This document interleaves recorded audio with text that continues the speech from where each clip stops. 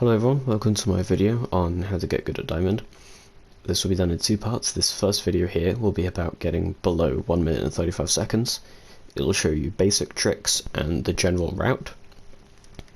And this second video here will cover all the advanced tricks to help you get as fast as you possibly can. So let's get into it. 3, 2, 1, go! First things first with the route. As soon as we come out of the water, the first place we want to go to is that block right there. This is because we're going to jump up into the minecart, which will help us save a ton of time killing the mobs and gathering resources and crafting. Shoot the target! Boom. We've right clicked on the minecart, L2 if you're on PS4, left trigger I think if you're on Xbox, and we're just going to melee these minecarts. This last one's a little bit awkward. You have to get to the very corner of the block, so I recommend crouch walking over there. Then we can jump in to knock them down. I normally get about 3 or 4 stacks of snowballs. And then here's something very important. You want to stand on the slabs in the middle of knock them down.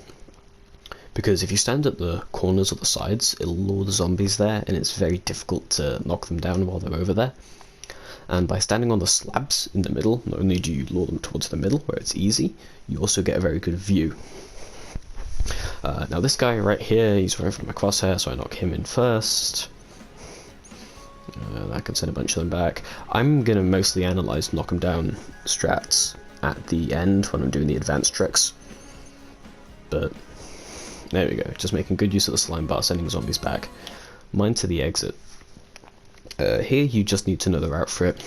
So you come up, you jump onto this little ledge here, you mine this block, and then you come over here.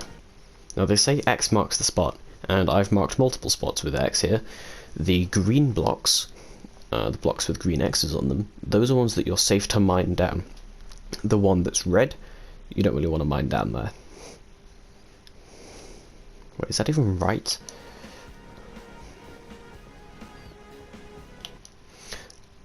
Yeah, okay, it is right. Sorry about that, I had a moment. Yeah, so the red X, you don't want to mine down on that. You just go down here, boom. Then you're going to want to hit this button, and now you're in to defeat the beasts. And you actually want to start out by ignoring the guardian that's on the outside of the temple. You want to leave him for last. So we're going to take out the first guardian in the temple. And a good trick is to use this little 1-block hole and swim through it instead of going across the long corridor on the outside. 2, 3, 4 hits and that guardian's gone. So now we're going to swim back up, go to the guardian on the outside, and take him out. Now this is where the next actual trick comes in. We're going to use the trident to press down the wooden pressure plate. Now the places I've marked with a little X, those are the last blocks you can stand on without having your trident taken away. As soon as you touch the leaves, you lose the trident.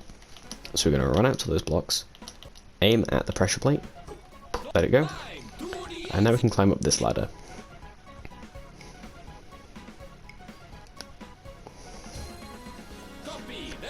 After this is copy the sculpture. I always recommend going in before you, like the sculpture can take a second to load in, so before it even loads in, I run to the sea lamps and drop 2 of them. Then copy the sculpture is mostly experience, so I just recommend getting playtime with it, getting used to moving around the area, getting used to the sculptures, and that's it. Here, if you sprint jump straight across all the glass panes, you're actually going to fall, so I'm going to stop sprinting here and there to avoid that, and overall I'm faster, and there's a 32-second run. So next up we have all of the advanced tips and tricks. Anything I could possibly give you to help out is going to be in here. 3, 2, 1, go! Shoot the target! So really it's just important to shoot the targets as fast as possible. I find that on controller, the easiest way to do it is to do middle, left, and right for blue side, or if you're on yellow, you'd have to flip that to middle, right, left. I think for PC players that have the ability to play with a mouse and a keyboard, just the fact that you have a mouse makes it faster to do left, middle, right, or if you're on yellow side, right, middle, left.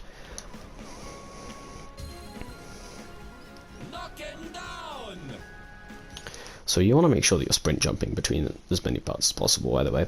So this is where we get into advanced stuff with Knock 'em Down. So I've highlighted a zombie here, and that's because I call this zombie a free zombie. I don't know if this is exclusive to blue side. Someone that runs yellow maybe could experiment with it, find out if it's true for yellow. But this zombie will always spawn at the same spot and walk in the same way. That makes it very easy to knock him into a pit. So he's going to spawn there. And here I've marked with an X where he tends to spawn, and that arrow is his pathing. And you can see that puts him right in front of the pit. So whenever I start with Knock 'em Down, he'll always be the first zombie I take out. I'll look for him, get him, easy. There's a second zombie that I don't quite call a free zombie, but is very easy.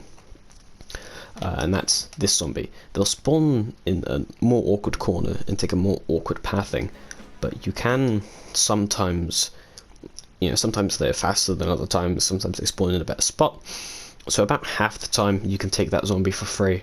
I didn't do it here because it was faster, because I had all 4 zombies on the bottom instead. But that zombie can be fairly easy to get sometimes, so it's worth knowing about it.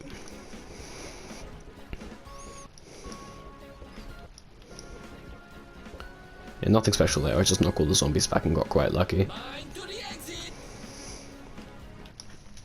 There's another little X. So this is the spot where I've marked to jump out. So at the end of this grey, I think it's concrete, not clay, so the last block of the grey concrete is where I want to jump to maximize my jump distance so that I don't end up jumping into the wall. Now in this clip I jump a bit late and I do hit the wall, but that can be avoided if you jump at the right time into this block. And I think if you can weave your way through this very small area while sprint jumping, it's faster to sprint jump to the end and mind the last block. But if you can't, you might want to just sprint and do 1 or 2 jumps and mind the block before it. So then you're going to mind down, count out 6 blocks, because that's when you're done. And then you're going to want to hit the button while you're sprinting. It just saves a little bit of time. Come out, sprint jump, and same thing here. We're going into the beasts because this one, the second one, by the time you can hit him, the invincibility frames have worn off the guardians. And you don't want him swimming outside, that would be terrible. So you go and you do that. 3, 4, he's dead. Through the hole, up you come. The fastest way to come up this area is to not let go of sprint, look up, and just turn around. Because if you stop sprinting and hold space to come upwards, when you sprint again it'll push you down by a block, which is slower. So you want to hold sprint while you come up here. Trident throw. And here I'm going to introduce a new trick. You can jump off of this ladder and hit the button that opens up the end. It's a very difficult trick. I don't actually hit it in this clip, but that's okay because I can teach you the backup method. But the way that you really want to do it is by lining your cursor up with the button, right? So if you come back a little bit, you can see my cursor is actually a little bit off to the left. It doesn't matter all that much, but my crosshair right there almost lined up with the button. And if we back it up a little bit, you'll see when I'm setting up the trick, I aim up, right? My crosshair is in the blocks above my head. So when you sprint off, spam right click, L2, left trigger, whatever it is, and try and hit that. Here I missed it. If you miss it, you want to put your crosshair around the middle of the bottom half of the slab. And if you jump and spam L2, you should be able to hit it.